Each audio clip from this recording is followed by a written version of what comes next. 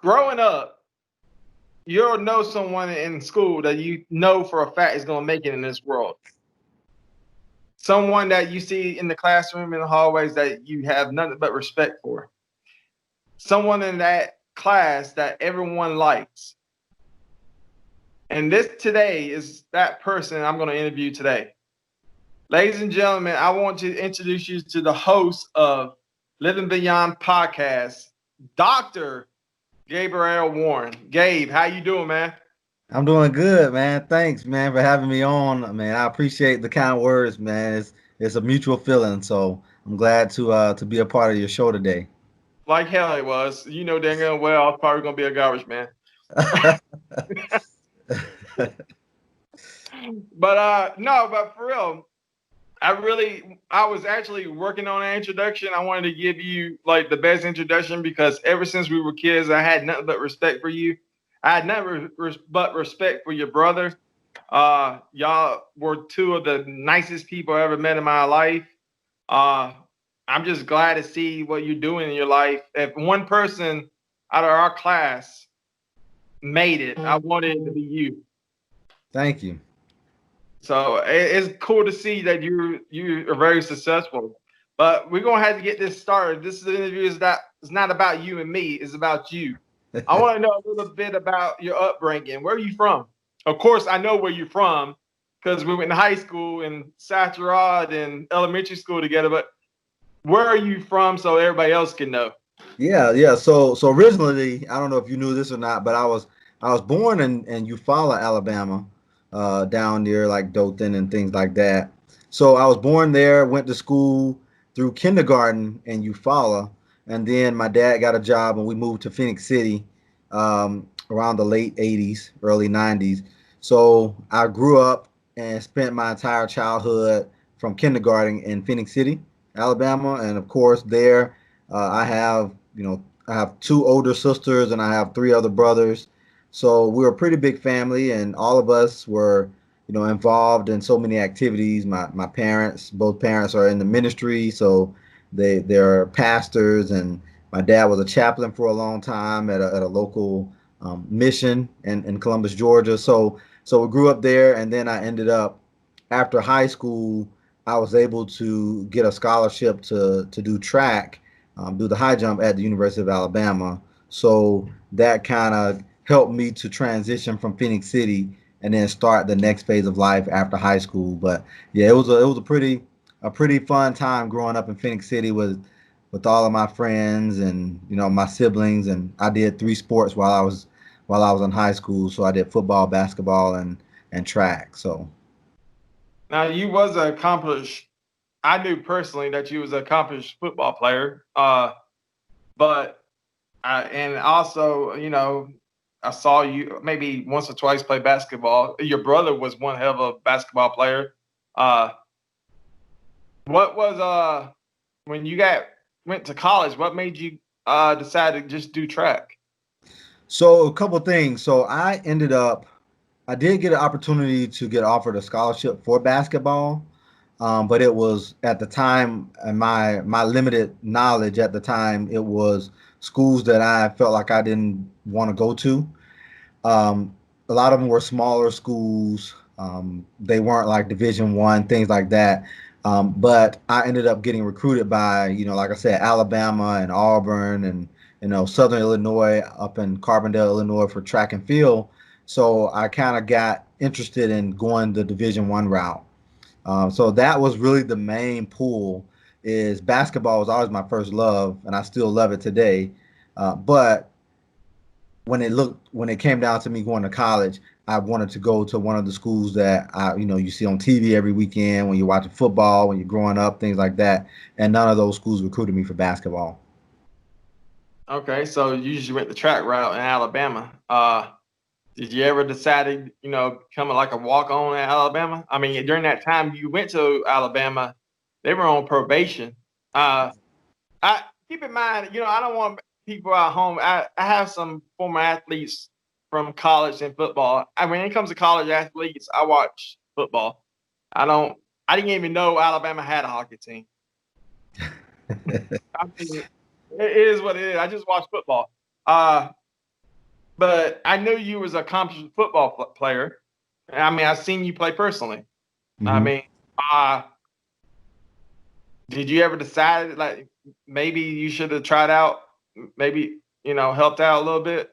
Yeah. So when it came down to football, I mean, I was good, but I don't know if you knew this or not. But when I was in high school, like going into my junior year, I ended up talking with a couple of the coaches, and I told them I wanted to quit football because, like I said, basketball was my first love, and I was afraid that if I kept playing football, I didn't want to get hurt and not be able to play basketball. So the coaches actually, you probably know Coach Bobby Wright. He was the coach who really set me down and talked to me and said, "Hey, you don't want to put all your eggs in one basket." And it ended up working out because if I had a just stopped doing everything, football included, and focused on basketball, I might not have had the opportunity to go to Alabama. So it was definitely something to where I was always I played football. It was fun. I had a good time, but I never really wanted to get hurt. So I think that probably could have held me back a little bit. Getting off the subject, you ever got paddled by Coach? Right? No, I didn't, but I did by Coach Vickers. Oh, Coach Vic, Yeah, man. I think now he's a principal now. I mean, no disrespect. I think he's now a principal at our old high school. Yeah, I No think so. disrespect. But when Coach Wright hit you that paddle, and I wasn't smart enough to realize that one time should have been enough because I got hit by Coach Wright. Man, you try not to cry. I mean, you'll try to walk it because you remember how football was. You walk out and you had that tear going down your eye. People were going to say something to you. But I just remember this one time Coach Wright hit me so hard, and I was trying to stand up like nothing happened, but I had just tears went. I couldn't help it. Tears was coming down my face. Yeah, He, yeah, I mean, he hit. yeah. They But don't do that They don't do that anymore, man. I was just talking to somebody about that the other day about just growing up in schools now. It's a different culture because that kind of discipline is not there. I think we're missing that in the schools. try being a correction officer at DJJ, and you can see it personally. Mm. Like, I mean, yeah, that's another show. So so you graduated from high school. You went to Alabama. So I think I don't know. You answered the question. Did you ever try to go on to Alabama football? No, so no, I didn't. So when I got to Alabama, man, it was a lot tougher than I thought, especially because for those who are not familiar with track, the SEC, like in a lot of other sports, is kind of like it's the place that you want to be when you're trying to compete for track and field. So you got your Floridas and Arkansas, and you got Georgia and Mississippi State, all these places, University of Tennessee. And at the time, man, it was so many people who ended up, even today, like when I look at the Olympics, I still see people who are running and competing who I competed against when I was at Alabama. So like the Justin Gatlins, he was at Tennessee when I was there. You have the Barber twins from South Carolina who are still competing today. You got hurdlers who are still competing today. Even my first year, one of my teammates, Miguel Pate, he was the best in the world. He broke Carl Lewis's record in the long jump. He jumped 28.2 in the long jump in New York. And it was like being able to compete with people like that. I had to focus everything I could on trying to get better because, like any athlete, when you're in a sport, you want to be the best and you want people to be able to respect you for what you do. So I knew if I tried to do anything else, it was going to take away from that. Okay, so I mean, track, what I learned, man, came to track in Alabama. You wasn't too shabby. You competed against Notre Dame, and you did a long jump. And you gotta get. If I'm wrong, please tell me. You jumped 7 foot and 1 inch. Am I correct? Yes, yes. So yeah, it was the high jump, and 7 foot 1.5 inches was my best, and that was indoors. So yeah, that was my all time high, and man, it felt like the best thing that could have ever happened to me because in high school, the way I got recruited was in high school, I jumped pretty good. I was a 6 foot 10 inch high jumper, and I won 2 state championships while I was in high school. And my goal was to always get above 7 feet. So for the high jump, being above 7 feet is kind of like it's kind of the thing that you always would have in common with other people who jump 7 foot. So when I got to Alabama, it took a couple years, before I got there, but I eventually did jump 7'1.5" at Notre Dame, and man, it was like a weight that fell off my shoulders, and it was just the best feeling I could have ever had. Gabe, that's the first time in Careless Treasure's history while I was doing an interview, somebody's knocked on the door. You should Hey, you should feel special. first time for everything. So after college, you got your degree, but you didn't stop there. Like I told you in the beginning, I really wanted to make your introduction special because I have not, since we were kids, I had nothing but respect for you. And I'm sorry that my words and my vocabulary didn't come off as passionate. Oh man, no, you're good. But you didn't stop there. I mean, you're now a doctor. A doctor. I mean, you're Dr. Warren. Yeah. I mean, this is we'll get to that in a minute, but after high school, I read that you had like many jobs afterwards. You went to sales. I mean, what I'm trying to ask is, what was your passion to get into what you're into today? So for one, for people who may not know, so I am a doctor. I have my doctorate in business. So I'm not a medical doctor or anything. So I always like to tell people that, because sometimes when I talk to people and they say, "Oh, are you Dr. Warren or whatever?" they automatically think medical doctor, but I don't practice medicine. So I'm a professor right now, but we'll get into that a little more. But like you said, I mean, the biggest thing for me is I've always been someone who considered myself um, someone who tried to live my life as an example to encourage others to do more in life, whether no matter what that is, whether somebody wants to go back to school or start their own business, or raise a family and just try to be successful in their own way. So for me, um, when I first got out of undergrad, I had a dream to start my own business and to try to do that in a way to where others, I could share with them how I did it so they can be successful. So going back to the inspiration piece. So I did do that. So my wife and I, we started a business in 2007, and it's evolved so much over the years. But along that journey, I did, like you said, I was working in different places, and I was going back to school to try to get my master's at night, and I started having a family and stuff like that. And for me, it just took me probably until after I finished my master's when I realized that I really had a desire for teaching, because I started to see how much of an impact being a teacher had, or a professor had, on the lives of those individuals who were coming to class. Because the people who taught me helped to transform my life through education, and I wanted to be able to help do the same. And then I started realizing that there were not many blacks who were at the level of being a professor at a business school.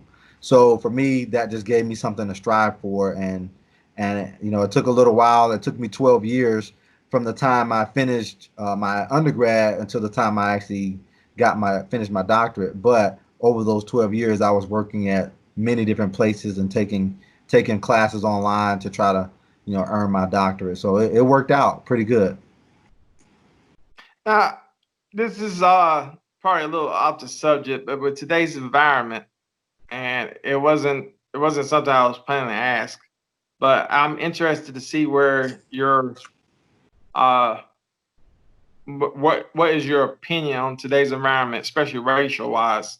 You got right now, you know phrases like white privilege and it's hard to do this if you're African American and stuff like that. Uh my opinion is my opinion. What is your opinion on? Because I'll tell you my opinion. I'm not afraid of. I think anybody in America could do whatever they want in this world, if as long as they put the mind to it and put the heart to it and realize that hard work and dedication is gonna happen. If you want to, if you deal with the struggle, because it's gonna be a struggle. You can't be a millionaire overnight, and you're gonna make some sacrifices. What is your opinion on today's environment, racial wise? And do you believe that African Americans are being held back?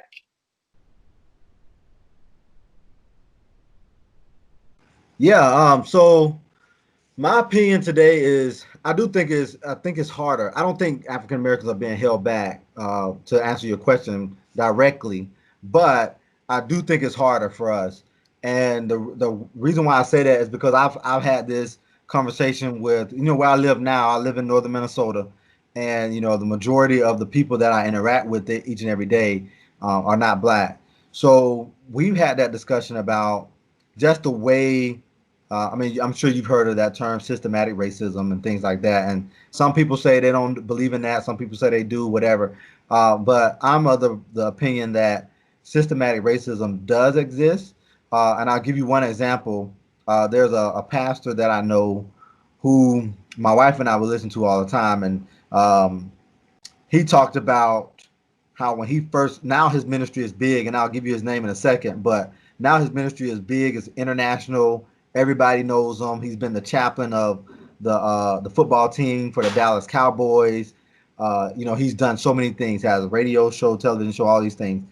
But when he started his ministry back in the 80s, he said, when he originally tried to get on radio, he couldn't get on. He went to all these different places, and he was trying to get on a radio station that was catered towards white evangelical listeners. And everybody said, your message won't fit with our listeners. So it wasn't until another prominent white pastor by the name of James Dobson contacted some of his, partners and said, hey, this is a good person. He's going to school here. You guys need to let him on. That he got his first opportunity to get on. And now, since he's been on, he hadn't been off. And I don't know if you know the name or not, but his name is Dr. Tony Evans.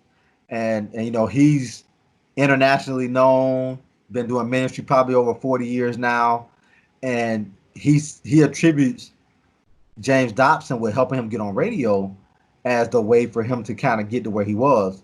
But could you imagine if he never had got that opportunity, or if James Dobson never would have talked to one of his colleagues about letting him on the radio? So I don't think it is something that when people say it's harder, that is untrue, but it's just a way that the systems have been created. Sometimes it does take a little bit extra work for us to get to the same place. You still have to put in the work, but you have to sometimes work a little harder. So that's my opinion about it. Well, it's funny to me because to me, just watching you and looking at your career, it seems so easy. Yeah. I mean, I'm just being for real. Look, Gabe, we've known each other for years.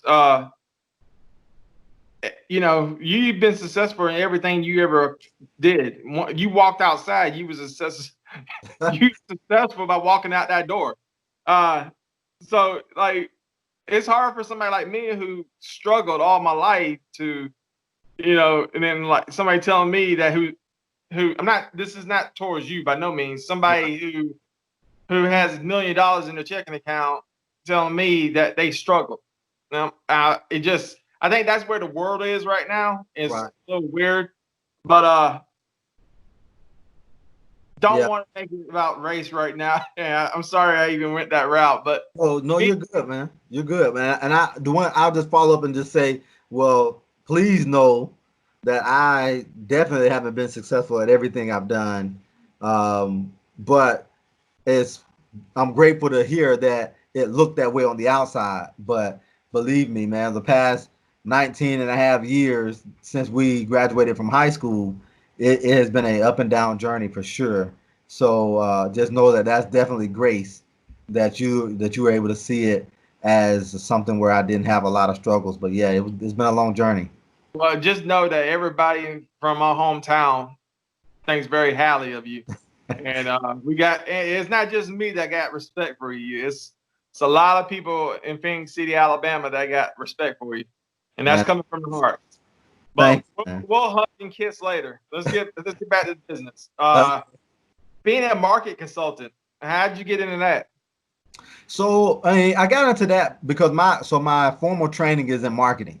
So all of my degrees I've gone to school for have been in the marketing discipline. And right now I'm a assistant professor at a university up in northern Minnesota, and I teach marketing courses. So just my life's experiences, I worked in sales and marketing prior to getting into higher education, and with my formal education, it's all just kind of lent itself to me wanting to help other people to be successful. And what I realized was, even by going and interacting with other business owners in Alabama and here in Minnesota, the same thing always comes up, and is, how do I market my business? So there's people who have great ideas, but they just don't know how to really market that business. So for me, I saw that as an opportunity, and I wanted to be able to take what I've learned and the knowledge that I teach others, and be able to share that with business owners who are trying to do the same thing. And after you became a market consultant, I mean, you're still a marketing consultant, am I correct? Yeah, so I still do. Yeah, so anytime someone contacts me, if they want me to, work with them, then I'll spend time and help them with coming up with marketing plans, and if they needed to come up with, some ideas on how to market a certain project or a certain product, then yes, we'll work on plans to do that.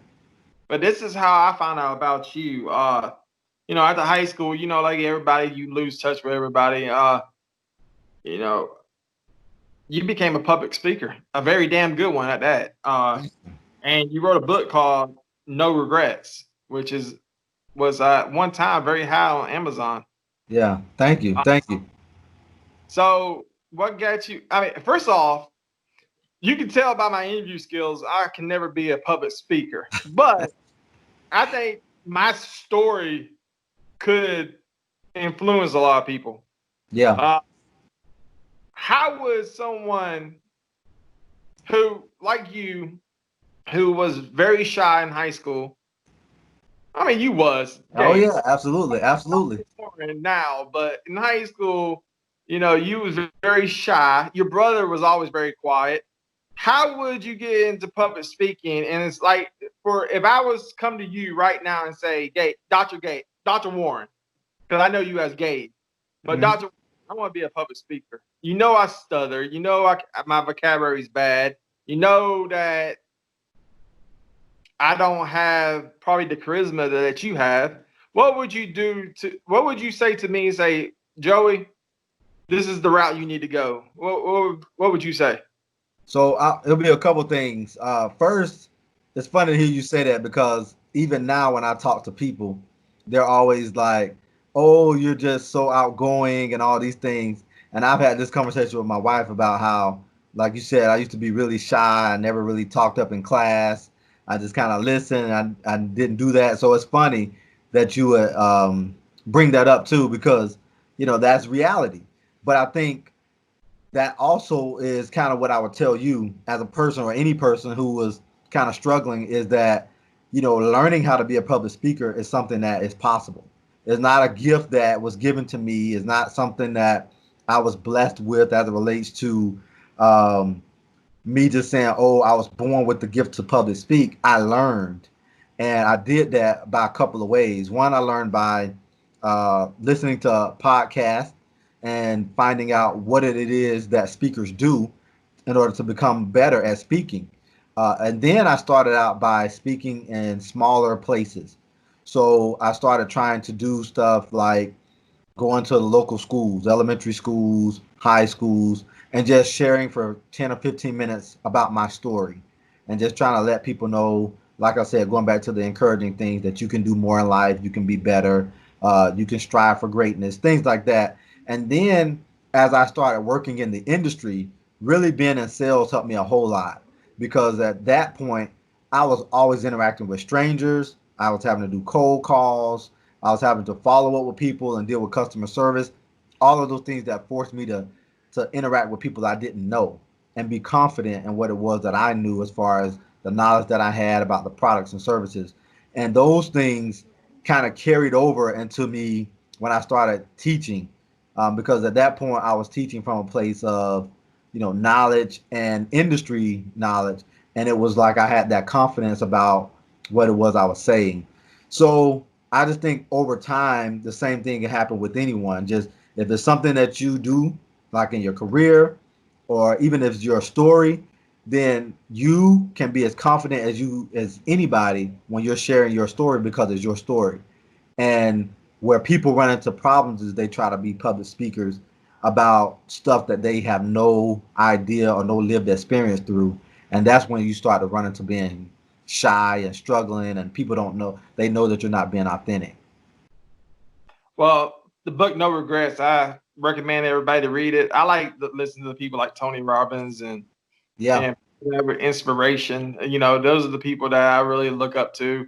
I like to learn anything about, making the world a better place, not just outside the world, but internally. Yes. I keep wanting to call you Gabe. Dr. Warren can definitely help you with that. Uh, you're a Facebook friend. Once again, I knew you in high school. One thing I see on Facebook a lot is Ebony, your wife. Yeah. And of course, you got a beautiful family and everything. But one thing I see on Facebook a lot is Ebony pictures, pictures, pictures, and how much you're in love with her. But I know you're in love with your wife, but how much has she influenced you in your career? Man, a lot. I would not be Dr. Warren today if it had not been for her. So we're actually celebrating 15 years next week. So our anniversary is on the 25th. And I could, man, I could talk forever about her, but the one thing I will say is my wife, when I was at Alabama, we met when I was at Alabama. She went to University of Tennessee, and you know, she is a couple years older than me, so she ended up um, being a further ahead in her education. So she had her master's degree already when we met. She was working in her industry, and basically, when we got married, my wife gave up all of the stuff that she had been working towards to basically support me and to help me to do the things that I'm doing. So over the course of our almost 15 years now of marriage, she has stayed home with our kids to make sure that they were, being brought up in a way that we wanted them to. She supported all of my dreams. So any business idea that I had, she would support it in whichever way she could. When I was going to school, because at one point I was working two jobs. So I was working in retail as a manager. I was a sales manager, and then we have two boys, and I was teaching at night, Monday, like 3 nights a week, Monday, Tuesday, Thursdays, from 6 p.m. to 10 p.m. And we had these young kids, and my wife would hold down everything while I could do that, and I had to do those things to try to get experience, especially teaching, because a lot of the jobs wouldn't allow me to get a full-time teaching job if I didn't have previous teaching experience. So that's just kind of a little bit of example of like some of the things that she did while I was working on my doctorate and getting education and doing all those things. So if it had not been for her, I know for a fact I wouldn't be where I am. Well, on behalf of Carolyn's Treasure Shop, Ebony, if you're watching, I just want to say just what I read on Facebook. You're an amazing woman, and you're not lucky to have him. He's lucky to have you. Right. Uh, we Absolutely. gotta we gotta move on. The book I read, I can actually endorse this book because when I heard you wrote a book, I didn't know anything about No Regrets. I can't lie to the viewers and say that I read it. I didn't know anything about it, but I actually did read Push for the Journey. Yeah. I came to you personally, and I was like, man, I didn't know you wrote a book. Can I buy it? And you was like, yeah. I read it. It was an amazing book. I'd used a lot of stuff in the book in my own personal life, and I have to really tell you, it got. I'm almost embarrassed to say this, but in that book, after my mom's passing, I'm not going to give too much of the book away. I want you to go out and buy it, but Carolyn's Treasure Shop actually opened up with something in the book that I remembered. Wow. So that book is actually very important, not to me. And if you haven't read it, please check it out. I'm telling you right now. I'm not gonna go as far as say it will change your life, but it is a very good book. Give me the inspiration.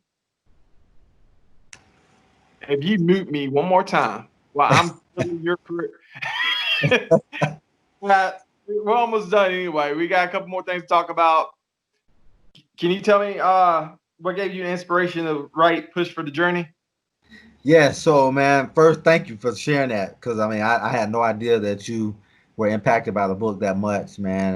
And it's, a lot of times we don't hear that enough about how the books and the things that we do impact others. So I appreciate you for sharing that with me.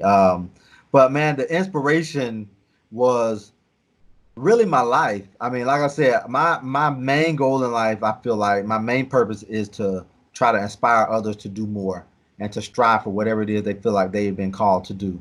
And for me, that book started in the form of a blog.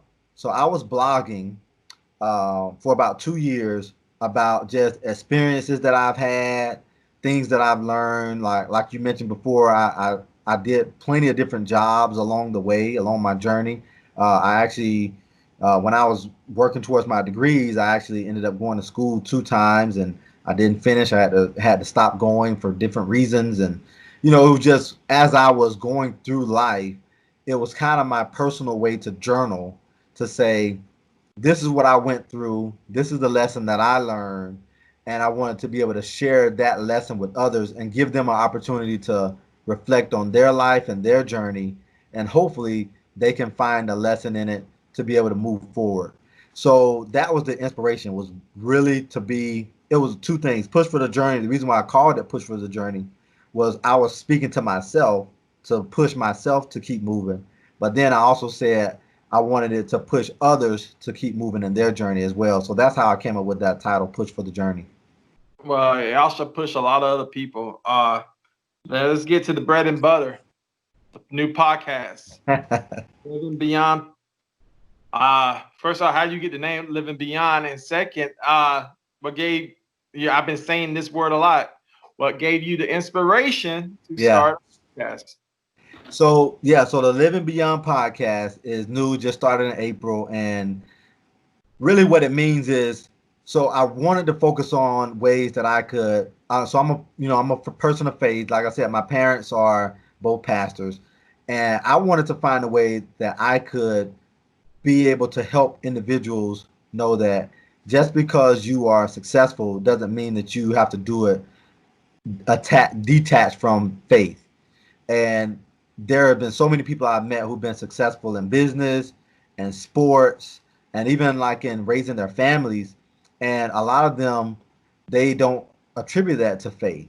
So, but some of them, when I started interviewing people for the podcast, I started realizing that there are a lot of people that do have faith as their baseline on how to raise a family or how to be, someone who could be an example to others, and they rely on their faith to do it. So the Living Beyond podcast really focuses on those individuals who have had success in life, but we don't focus on their success at all. We just focus on how have their faith played a role in their daily interactions with their employees or with their family members, or if they're playing sports like football, basketball, track, hockey, whatever, how they've used their faith to shed a light with the individuals that they're around. So that's why I called it Living Beyond, because I wanted it to focus on things beyond the natural. And where can we catch this podcast? So I have a website, livingbeyondpodcast.com. You can go there, but you can also, it's available on all available podcast streaming apps. So the Apple Store, Google Podcasts, you can get it on iHeartRadio, the iHeart app, anything, Spotify. So wherever, if you just type in Living Beyond Podcast with Dr. Gabriel Warren, it should pull up. And I'm telling everybody, I listen to this podcast. It's something very special. Check it out. What's the future for Dr. Warren? So, I mean, the future for me is just to continue to inspire others. Like I'm I'm always thinking about the next thing. I'm kind of working on another book right now. So hopefully next year, 2021, at some point, I'll have a new book out. I don't have a title or anything for it yet, but it'll be something along the same lines that I've written the first two. So just trying to inspire others. And then I would like to, as hopefully when this quarantine situation kind of ends, I would like to get back out and do a little bit more speaking. So, that is one thing that I really love, is just to inspire others and then to hear the stories of how others have heard something I've said or read a book that I've written and how it helped to move them forward in their lives. So that's what I would love to do more. Yeah, I actually had inspirations to write a book for a long time. I've been thinking about this cat, and he was in a hat, and he came back. I think it's going to be a big hit. I think it's going to be inspirational. I said that a lot in this interview, but you're going to really be surprised how the hat and the cat came back. Wow, man, Yeah, but you got to make sure you get it out, man. I'm sure it'll be a big seller. yeah. Anyway, let's plug some stuff, and then I got one last question. We got to sign off. Anything that you want to plug Yeah, besides the podcast? yeah, so you could always, like I said, so you can follow the podcast on all the social media. Instagram and Facebook is the Living Beyond Podcast. But then also, if you wanted to follow my personal journey a little bit, you can find me on Facebook, Instagram, LinkedIn, or Twitter, and all of them are the same handle, at Dr. Gabriel Warren. And doctor is not spelled out; it's just Dr. Gabriel Warren on all four of those platforms, and you can see anything. You can engage. I always like to interact with people, so I'm not one of those people who have somebody managing my social media pages. So if you follow the page or pages, you'll be interacting directly with me. Is that a little jab at me? Oh no, the man, I just know people who sometimes they may not have the time to manage their page, but for me, I try to make the time to do it every day. Yeah, So, somebody like a private investigator who also has another job and runs a oh store. yeah. Yeah, those type of people. Shouts out to my man Lou, who's my social media consultant. Oh, Uh that's good. Yeah. And then one other website, you could also, if you, for consulting or anything like that, you can go to drgabrielwarren.com. The same thing, drgabrielwarren.com, and it'll take you to the website. After I plug my social media consultant, you gonna just. But yeah, one last question for you, Gabe. I'm sorry, I know I need to call you out of respect. I need to call you Dr. Warren, but you're my boy. I mean, I've been knowing you for 25 since what 1995. Yeah, man. Yeah, hey, you're good, man. I don't have a problem with that. I got one last question for you. And I know you wasn't a football player, but you did go to the University of Alabama. I've been to Tuscaloosa many times working, but big Alabama football fan, big Atlanta Falcon fan. But since we're talking Alabama here, why do we hate Auburn? Man, being an alum of Alabama, the reason why I feel like people hate Auburn is because Stop right there. Stop right there, Gabe. what was that? Do not go Dr. Warren on me. Let's be honest. You didn't go to Auburn for a reason. Yes. Again, why do we hate Auburn? So for me personally, I didn't go to Auburn was because my dad, when I was growing up, my dad was a big Auburn fan. And like most kids, you don't want to like the same people that your parents like. So that kind of helped force me to choose, of course, Alabama over Auburn. But then when I got to Alabama, I started realizing that, just in my personal opinion, I feel like Alabama is just a better school, man. I mean, like the sports are better. I feel like, educationally, I learned a lot in the business school. So, I do know people who went to Auburn who graduated with us, some of our friends, and I believe they had a good experience. But, Alabama is just a notch above, I think, in my opinion. So that's I'm the not best I talking. can give you. I went to Troy, so I'm not talking about the school. I'm talking about Oh, you said something about football.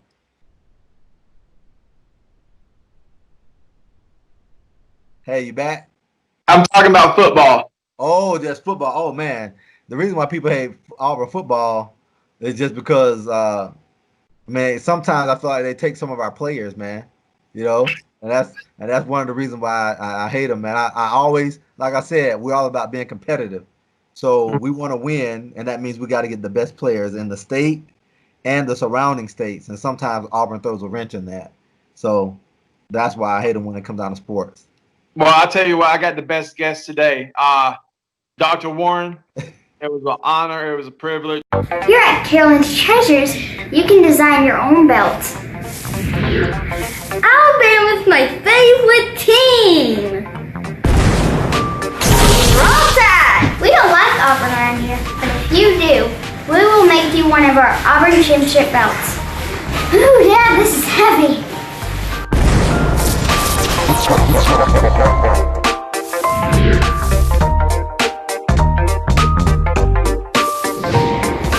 Don't forget our championship wings!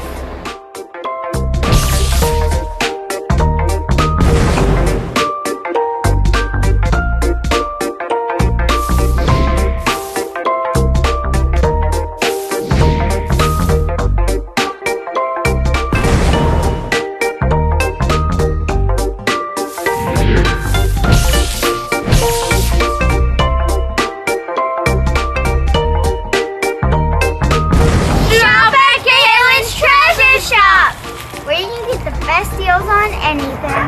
Daddy, this is really heavy. Yeah, we're trapping it.